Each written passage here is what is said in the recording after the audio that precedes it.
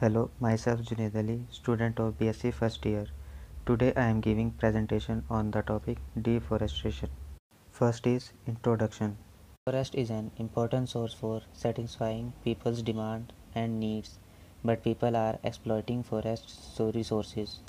This process of exploiting forest is called deforestation. लोगों द्वारा अपनी ज़रूरतें पूरी करने में जंगल के साधन महत्वपूर्ण भूमिका निभाते हैं, पर लोग जंगल के साधन का दुरुपयोग करते हैं।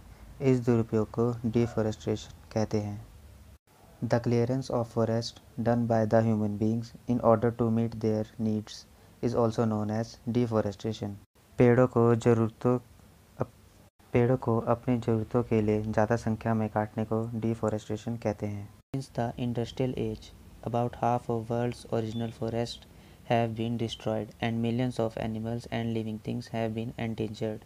Despite the improvements in education, information and general awareness of the importance of forests, deforestation has not reduced much.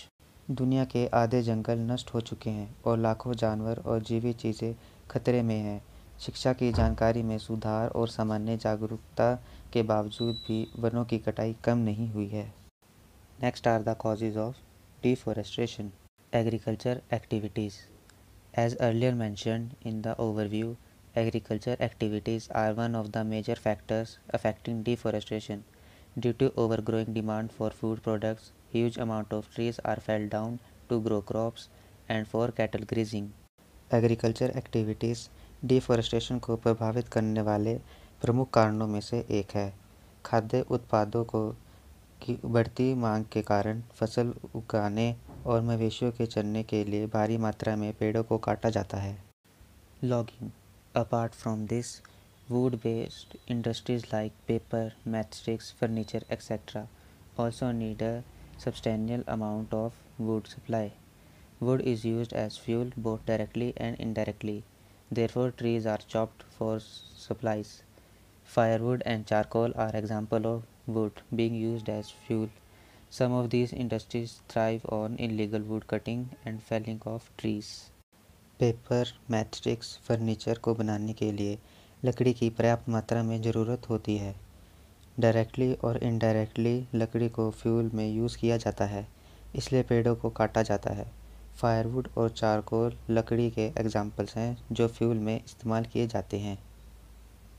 कुछ उद्योग अपनी डेवलपमेंट के लिए गैर कानूनी लकड़ी और पेड़ों की कटाई करते हैं। Urbanisation. Further on order to gain access to these forests, the construction of road are undertaken. Here again, trees are chopped to create roads. Overpopulation too directly affects forest covers. As with the expansion of cities, more land is needed to establish housing and settlements. Therefore, forest land is reclaimed. इन जंगलों तक पहुंचने के लिए सड़कें बनाई गई हैं और इन सड़कों को बनाने के लिए पेड़ों को काटा जाता है। अधिक जनसंख्या भी वनों को प्रभावित करती हैं क्योंकि शहरों के विकास के लिए ज़्यादा ज़मीन की ज़रूरत पड़ेगी। Desertification of land. Some of the other factors that lead to deforestation are also part of natural and part anthropogenic, like desertification of land. It occurs due to the land abuse, making it unfit for growth of trees. Many industries in petrochemical release their waste into rivers, which release in soil erosion and make it unfit to grow plants and trees. प्राकृतिक और मानव निर्मित जैसे desertification of land के कुछ ऐसे कारण हैं जो पेड़ों की कटाई को प्रभावित करते हैं। यह ज़मीन का गलत तरीके से इस्तेमाल होने के कारण होता है। बहुत सारे पेट्रोकेमिकल इंडस्ट्रीज़ अपना वेस्ट नदियों में डालते हैं, जिसके कारण ज़मीन बंजर हो जाती है, जिससे पेड़ पौधे नहीं उग पाते। Mining. Oil and coal mining requires considerable amount of forest land. Apart from this, roads and highways have to be built to make way for trucks and other equipments. The waste that comes out of mining pollutes the environment and affects the nearby species. तेल और कोयला खान के लिए काफ़ी मात्रा में one भूमि की ज़रूरत होती है। इसके अलावा ट्रकों और अन्य उपकरणों के लिए रास्ता बनाने के लिए सड़कों और हाईवे को बनाना पड़ता है। खान से निकलने वाला कचरा पर्यावरण को प्रदूषित करता है और आसपास के प्रजातियों को प्रभावित करता है। Effects of deforestation. Global warming. Forest plays an important role in regulating the environment and climate by absorbing the gas emissions by man and the greenhouse gases. But deforestation has increased the danger of global warming. Jungle green house gases और मानव द्वारा उत्सर्जित की हुई गैसों जैसे carbon dioxide को absorb करके वातावरण और जलवायु को नियंत्रित करने में महत्वपूर्ण भूमिका निभाते हैं, लेकिन जंगलों की कटाई ने ग्लोबल वार्मिंग का खतरा बढ़ा दिया है। Soil erosion. Soil is directly exposed to the sun, water and air. This increases soil erosion. मिट्टी सीधे सूर्य, पानी और हवा के संपर्क में आती है, जिससे मिट्टी का कटाव बढ़ जाता है। Effect on wildlife. Deforestation has badly affected wildlife. Most of the plants and animals are found in the forest. Hence deforestation poses a direct threat to their survival. वनों की कटाई ने वन्य जीवों को बुरी तरह से प्रभावित किया है। ज़्यादातर पौधे और जानवर जंगलों में पाए जाते हैं, इसलिए वनों की कटाई उनके जीवन के लिए खतरा बन गई है। Floods and drought. Forests plays a main role in keeping the particles of soil intact. The roots of the trees also regulate the flow of water, which reduces the danger of floods, etc. Due to deforestation, water table is lowered, which leads to drought. One मिट्टी के कणों को इकट्ठा रखने में अहम भूमिका निभाते हैं।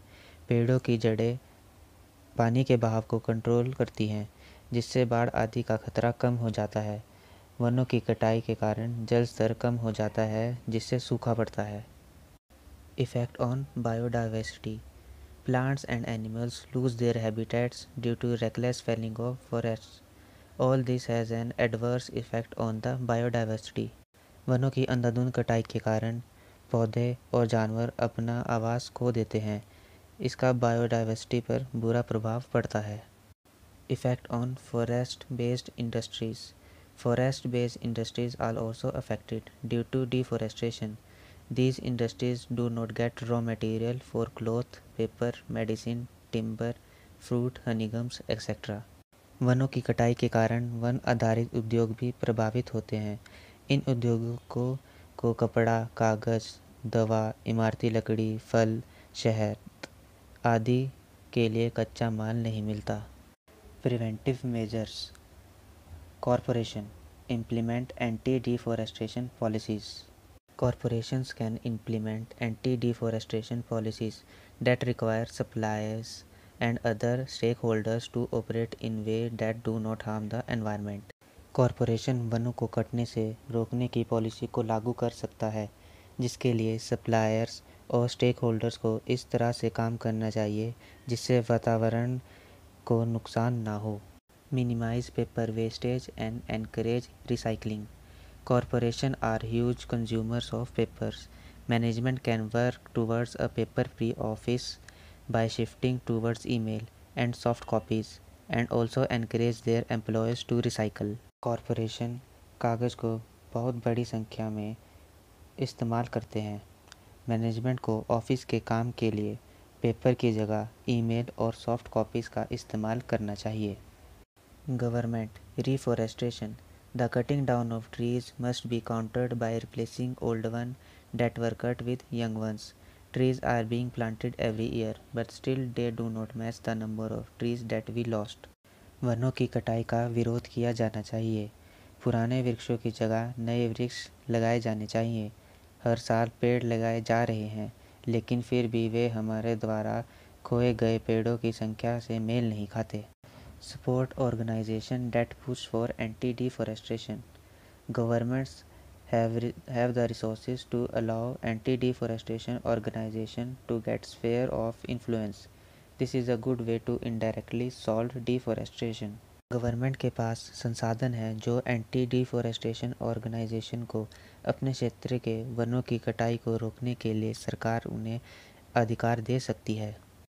Individuals, everybody, even children, can be conscious of the need to recycle. Instead of throwing paper away, we can always seek to recycle it or use it for other purposes.